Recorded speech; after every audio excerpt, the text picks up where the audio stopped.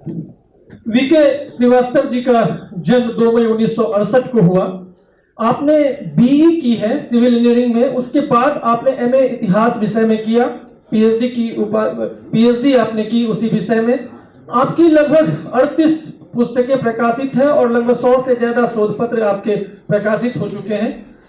इतिहास को आम जनता तक पहुंचाने के लिए आपने उल्लेखनीय कार्य किया है। फिल्म अभिनेता गोविंद राणा नामदेव द्वारा आप सम्मानित हुए हैं। वर्तमान में मध्य प्रदेश इतिहास परिषद के अध्यक्ष हैं। दूरवर्ती शिक्षा संस्थान डॉक्टर हरि सिंह गौड़ विश्वविद्यालय के डायरेक्टर, इतिहास विभाग में आप वहां हरि सिंह गौड़ विश्वविद्यालय में प्रोफेसर हैं। सर का मैं स्वागत करना चाहता हूं।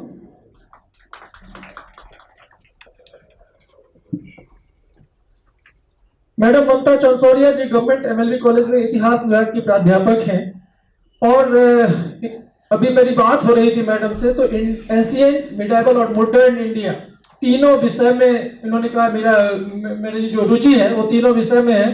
तो जब दूसरा सत्र शुरू होगा तो थोड़ा मजा आएगा कि हम एंशिएंट को, मिडाइवल को और माने आज का जो वर्तमान जो आधुनिक भारत है उसमें किस तरह से जो मेरा जो टॉपिक है ब्रिटिश शासन और उसका प्रतिरोध और जननायकों का संघर्ष और उपलब्धियां, उस पर बात करने के लिए मैडम यहाँ पे हैं। और इतिहास को आम जनता तक पहुंचाने के लिए आपने उल्लेखनीय काम किया है। आपकी कई पुस्तकें और कई शोध पत्र प्रकाशित हैं।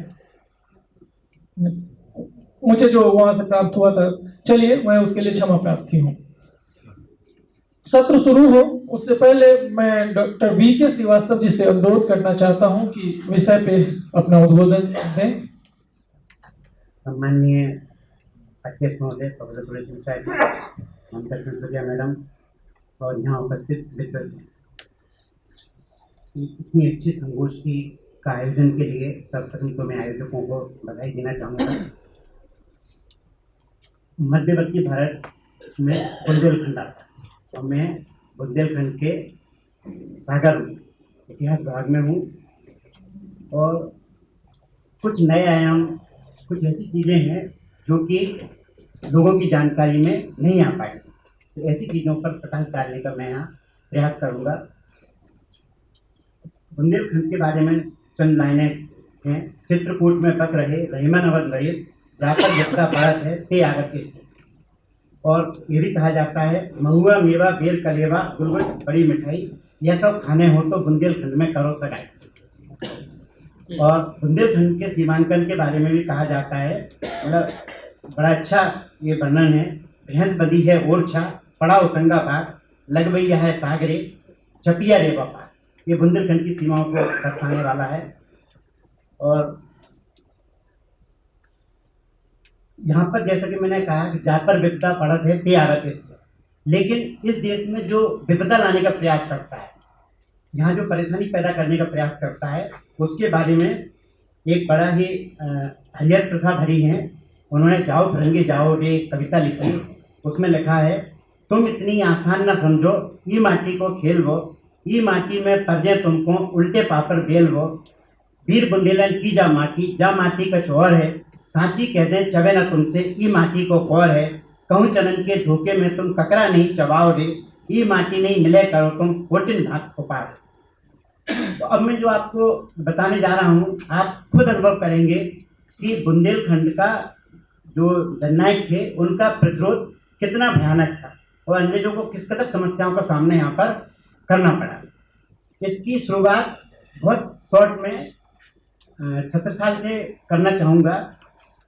छत्रसाल के सामने औरंगजेब के कारण उसके माता पिता को एक दूसरे में कटार भोंककर आत्माहुति देनी पड़ी। छत्रसाल इसका बदला लेना चाहते थे और वो शिवाजी तक पहुंचे। पहले उन्होंने प्रयास किया अपने लेवल पर बुंदेलखंड को एकजुट करने का, लेकिन कुछ लाभ नहीं हुआ। तब वो दक्षिण भारत पहुंचे शिवाजी के पास और शिवाजी से कहा कि हम आपके साथ औरंगजेब से प्रतिरोध करेंगे। शिवाजी ने समझा है कि तुम यहाँ रहोगे तो आपका नाम नहीं हो पाएगा और तुम चंपत राय के पुत्र हो और मैं तुम्हें कहता हूँ कि तुम उत्तर भारत में ही अपना काम कीजिए। तो उन्होंने कहा मैंने प्रयास किया लेकिन सफलता नहीं मिली। तो शिवाजी ने उनको काफ़ी समझाया और भवानी नाम की तलवार भेंट दी और कहा कि जाइए और मेरा आशीर्वाद तुम्हारे साथ है और मैं रहूँ ना रहूँ, जब भी तुम्हें मेरी आवश्यकता होगी मैं खुद आऊँगा, नहीं तो मराठी आपका सहयोग करेंगे। छत्रसाल शिवाजी को अपना राजनीतिक गुरु मान के चल देते हैं और इस विश्वास के साथ इस बात सफलता मिलेगी। और उसी समय कहते हैं ना कि जब आप किसी चीज़ को दिल से चाहते हैं तो सारी कायनात आपको वो चीज़ दिलाने में लग जाती है। जब ये वहाँ जा रहे हैं उसी समय प्राणनाथ गुजरात से आते हैं, औरंगजेब को समझाते हैं कि हिंदू मुस्लिम एकता पर बल दीजिए। औरंगजेब घमंड में चूर उनसे मना कर देता है, कह देता है कि आप अपना काम कीजिए। फिर प्राणनाथ के महू में भेंट होती है, 70 साल थे और 70 साल उनको अपने बारे में बताते हैं, कहते हैं मेरे पास सब है, लोग एकजुट हो रहे हैं धीरे धीरे, लेकिन धन की कमी है। तो प्राणनाथ उनको आशीर्वाद देते हैं, छत्ता तेरे राज में धक धकती होए, जिस जिस घोड़ा पग धरे उत फटते हो। तब वो अर्थ की बात करते हैं, धन की बात करते हैं, तो पन्ना का बताते हैं, पन्ना के खजानों का पता बताते हैं, गिरी के खजानों का, और कहते हैं इसको राजधानी बनाओ। 7 साल राजधानी बनाते हैं और 36 साल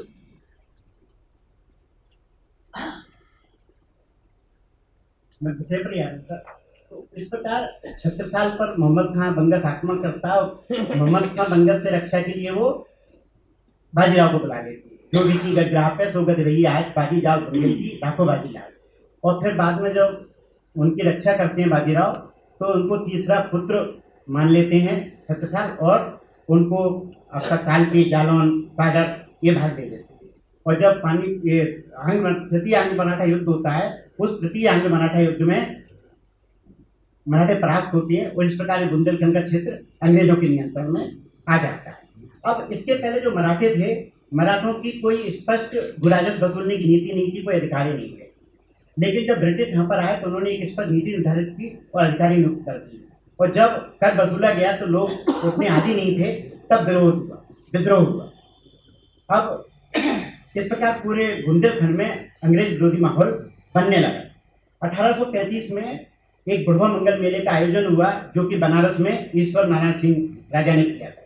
इसमें क्या होता था, नावों को आपस में बांध दिया जाता था और मंच बना दिए जाते थे। मंच पे कलाकार अपने कलाकृतियों का प्रदर्शन करते थे और राजा महाराजा लोग उसको देखते थे। तो वहाँ पे ये योजना बनी कि हमें अंग्रेजों का विरोध करना है। और इसमें बुंदेलखंड से 2 राजा गए थे, जयपुर के राजा पारीक्षक और चरखारी के राजा रतन सिंह। तो इन्होंने प्लान किया कि अगले साल 1836 में इसका आयोजन चरखारी में करेंगे। चरखारी भी जिलों की नगरी कही जाती है। तो वहाँ पर इसका आयोजन हुआ और उस आयोजन में बुंदेलखंड की 42 रियासतों के जागीरदार राजा रजवाड़े एकत्रित हुए। और यहाँ पे ये योजना बनी कि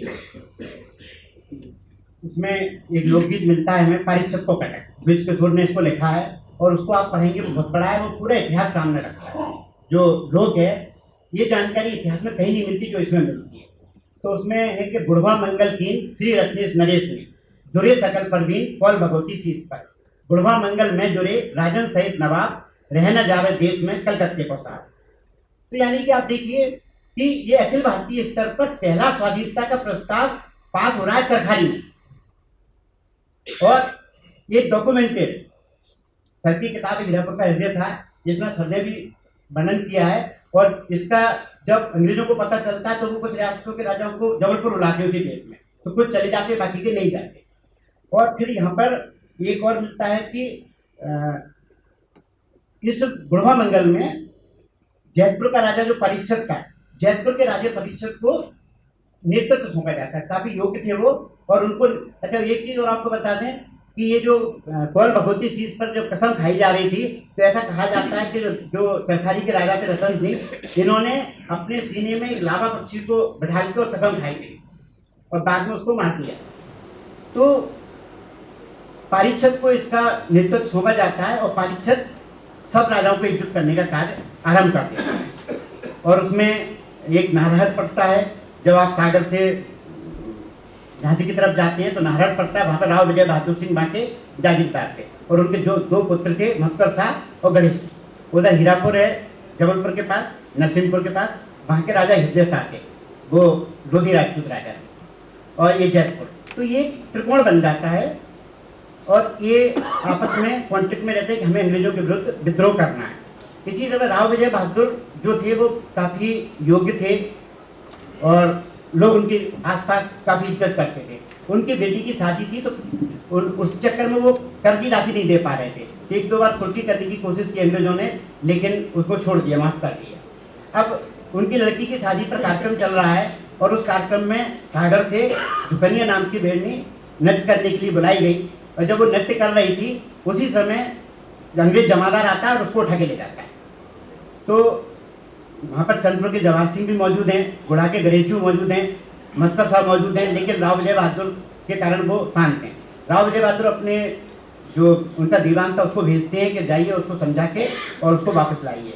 वो जाता है राजधर, और राजधर भी थोड़ा सा मतलब कहता है ना 2 की 5 लगाने वाला, वो वहाँ जाता है, जो भी बात होती है तो वो यहाँ पर आके कहता है कि उन्होंने मना कर दिया उसको देने से, और उनका कहना है कि अगर इतना ही ठाकुरों को शौक है बंदिलों को नृत्य देखने का तो अपनी पत्नियों को क्यों नहीं चाहते, और ये तो किस्मत है कि हम इसको उठा के लाए, अगर हम चाहते तो उनकी पत्नियों को ला सकते थे। खून खोल उठता है मस्कर साहब का, तलवार निकाल देते हैं, चंद्रपुर के जवाहर सिंह मौजूद हैं, सब एकजुट होकर जाते हैं और सीधा उसको ले आते हैं और उस अंग्रेज जमादार की हत्या कर देते हैं। 8 अप्रैल 1842 बुंदेला विद्रोह आरंभ हो जाता है, और ये बुंदेला विद्रोह इतना अच्छे समय पे आरंभ होता है कि अंग्रेजों की पूरी सीमा इस समय फंसी हुई है अफगानिस्तान में, और यहाँ पर मतलब चारों तरफ उधर पारीक्षत के राजा, जयपुर के राजा पारीक्षत विद्रोह कर देते हैं, इधर पूरा का पूरा नारायण के मस्कर साहब, गणेशू, चंद्रपुर के जवाहर सिंह, हीरापुर के हृदय शाह, और इतना तीव्र विद्रोह होता है कि अंग्रेजों को लेने के देने पड़ जाते हैं।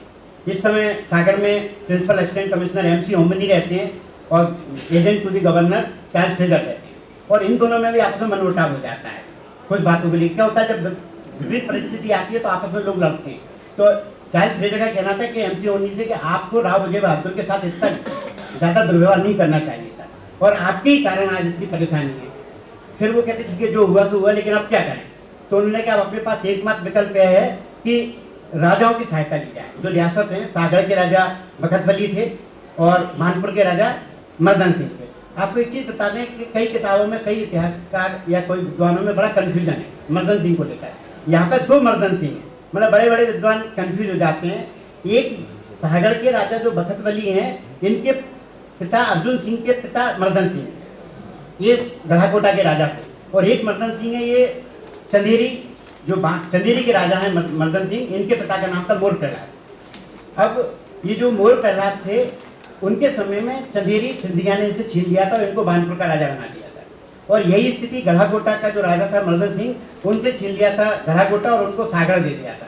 तो आधा भाग मर्दन सिंह का छीन लिया गया था और आधा भाग सागर का छीन लिया गया था। तो अब अंग्रेज कूटनीति से काम करते हैं।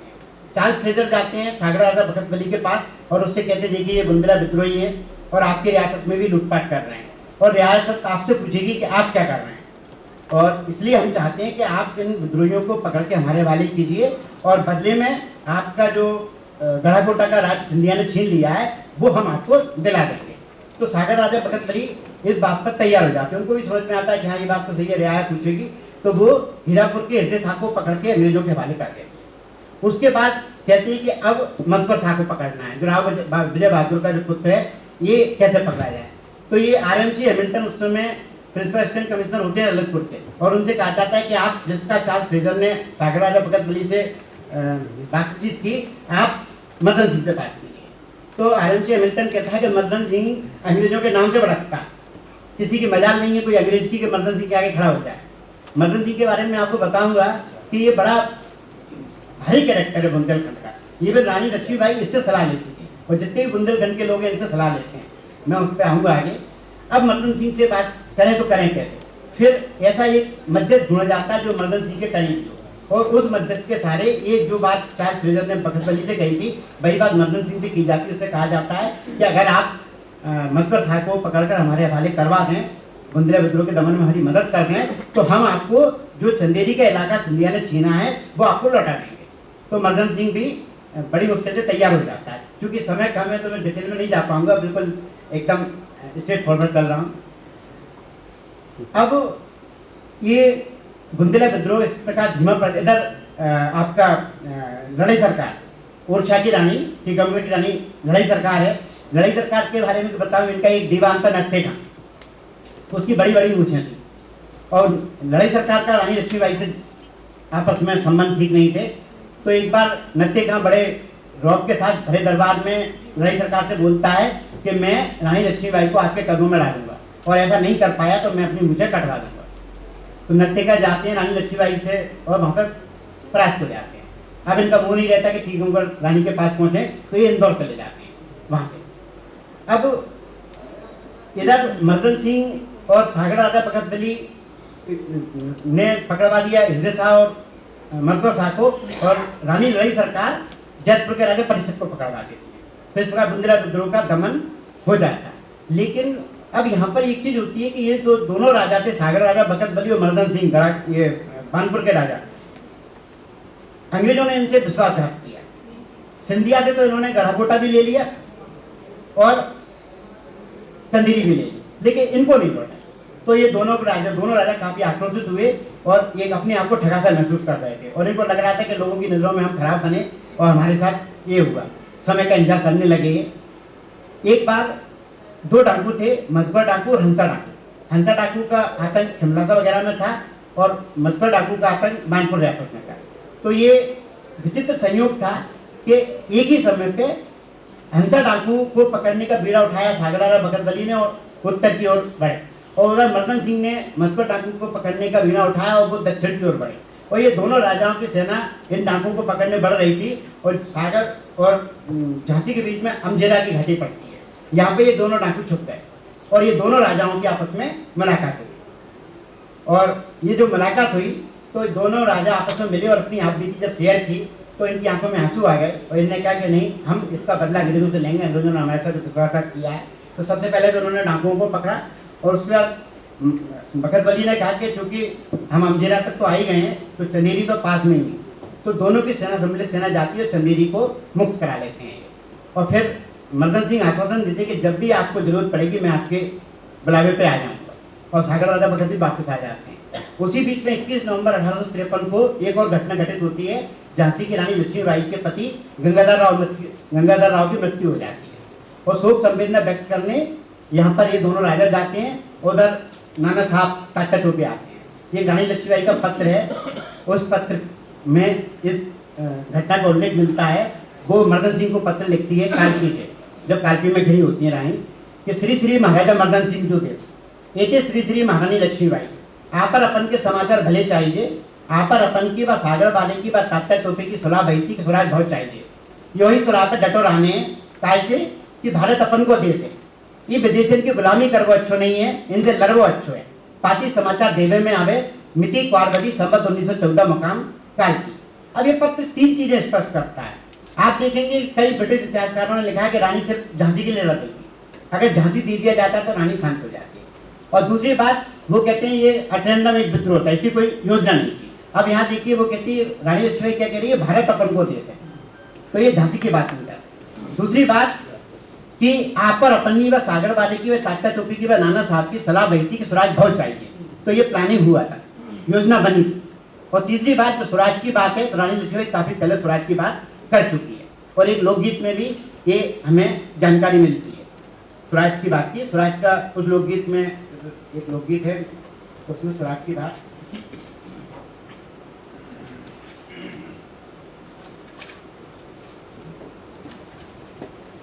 जिये पराए बसी हो, जासे भलो वीर जस खाके मर जाए, होए सूर तो तेगा तांगे, भारत से अंग्रेजन भगाए, अंग्रेजन को राज न चाहने मिलके अपनो होए स्वराज, परदेशन की काट गुलामी करिए हम रैयत को राय। तो इसमें भी स्वराज की बात मिल रही है।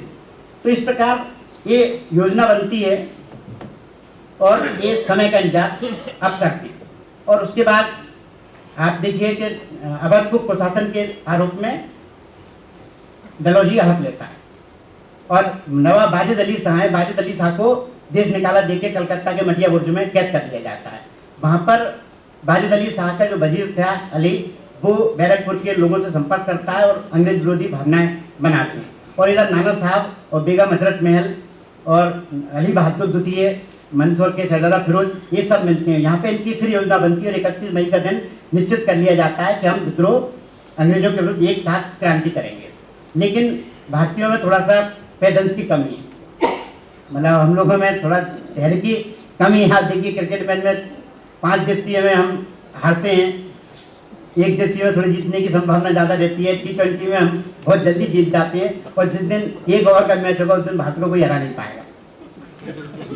तो ये जो था कि बैरकपुर में जब वाजिद अली शाह वहाँ पे कलकत्ता में, इन्होंने बहुत बड़ी गलती की थी अंग्रेजों ने कि वाजिद अली शाह को कलकत्ता में कैद कर लिया था। तो वहाँ मंगल पांडे विद्रोह कर देते हैं, उनको जब 8 अप्रैल को फांसी हो जाती है तो मेरठ में 10 मई को एकदम विद्रोह हो जाता है।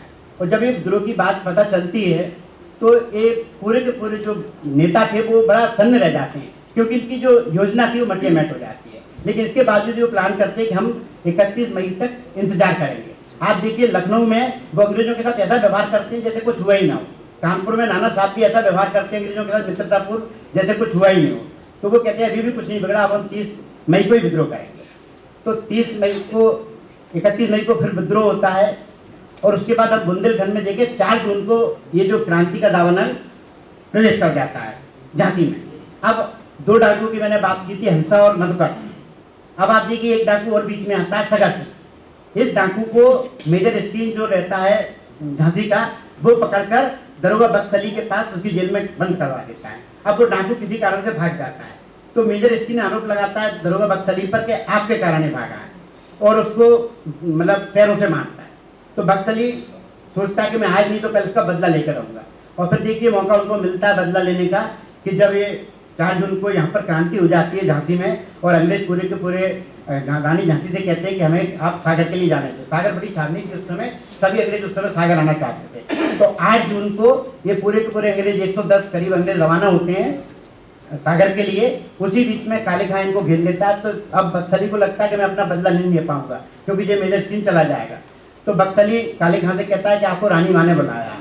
और ये थोड़ी दूर जाते हैं, फिर वापस लौट के आते हैं कि रानी माँ का हुक्म है कि इनको मौत के घाट उतार दिया जाए। तो पूरे 110 अंग्रेजों को मौत के घाट उतार दिया जाता है। 8 जून को ये झांसी का झोंकनबाग हत्याकांड होता है। और जब इसकी जानकारी ललितपुर में आती है तो ललितपुर के अंग्रेज मर्दन सिंह के पास जाते हैं कि हमारी रक्षा करो।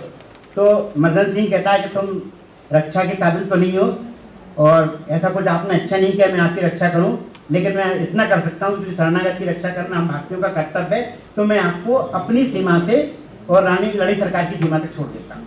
तो लड़ी सरकार की सीमा तक छोड़ देते हैं और उसके बाद वो लड़ी सरकार की सीमा से सागर राजा भगत बली की सीमा में होते हुए सागर पहुंच जाते हैं। और इधर जो क्रांति का 27 जून को सागर में जो ब्रिगेडियर जनरल सीधे थे उसको लगता है कि यहाँ कभी भी क्रांति हो सकती है। तो वो पूरे के पूरे अंग्रेजों 370 अंग्रेज थे, लगभग 173 पुरुष थे, 63 महिलाएं थी और 134 बच्चे थे। और ये 27 जून को सागर के किले में इकट्ठे हो जाते हैं। सागर के किले की विशेषता रही है कि ये किला कभी जीता नहीं जा सका, मतलब एकमात्र किला जिसमें कई आक्रमण हुए। 1799 में मीर खां भंडारी ने आक्रमण करा, 1804 में सिंधिया ने आक्रमण किया, जैन उसके जो गवर्नर ने। उसके बाद क्रांति के दौरान भगत बली ने आक्रमण किया, मर्दन सिंह ने आक्रमण किया। तो ये किला इतना मजबूत बना है कि इसको कभी जीता नहीं जा सका। तो अंग्रेज पूरे के पूरे इस किले में अपने शरण ले लेते हैं और 6 माह की रसद इकट्ठी कर लेते हैं। लेकिन अपने यहाँ कहा जाता है कि शनिवार को गहरी नींद का काम होता है, तो ये भूल जाते हैं कि हम शनिवार को इस किले में शरण ले रहे हैं। तो इस किले में उनको पूरे 7 माह 7 दिन 222 दिन कैद के रूप में रहना पड़ता है, क्योंकि अब पूरे के पूरे क्रांतिकारी सागर में एकत्रित हो जाते हैं।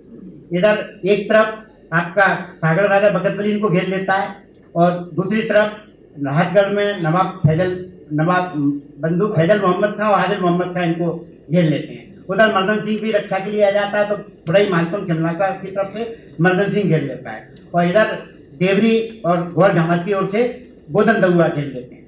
और मर्दन सिंह का जो आतंक है, इसका एक लोकगीत मिलता है, का कहिए बानपुर बारे की, मर्दन सिंह नपत जुजारे की, सेना सजन बजन रमतूला, छोटे समन नगारे की, अंग्रेजन के गले उतर गई, पहली रात गुजारी की। तो ये बड़ा मुश्किल का सामना करना होता है। ब्रिटेन में नेशनल लंदन न्यूज और पंच समाचार पत्रों में ये घटना की जानकारी आती है कि इन अंग्रेजों को कैसे कैद से मुक्त किया जाए। तो ब्रिगेडियर जनरल यूरोज जो सबसे योग्य व्यक्ति था उसको सेना नायक बना के महू भेजा जाता है और सेंट्रल इंडिया फोर्स का गठन होता है। और ये उधर आप देखिए कि गद्दारों के काम मर्दन सिंह की सेना में ब्रजलाल बख्शी रहता है एक व्यक्ति, और ब्रजलाल बख्शी होता है नत्थे खां का आदमी। नत्थे खां इंदौर में ब्रिगेडियर जनरल यूरोज से भेंट करता है। ये आपको किताबों में नहीं मिलता, क्योंकि आप देखिए एक आदमी जो ब्रिटेन से आता है और एकदम क्रांति दमन कर देता है, ये कैसे हो रहा है। तो नत्थे खां उसको पूरी लोकेशन बताता है ब्रजलाल बख्शी के माध्यम से। और फिर ये राहतगढ़ में आप देखिए राहतगढ़ को बुंदेलखंड का प्रवेश द्वार कहा जाता है। और सागर राजा भगत बली बांदा के नवाब अली बहादुर से पत्र डेवलप करता है।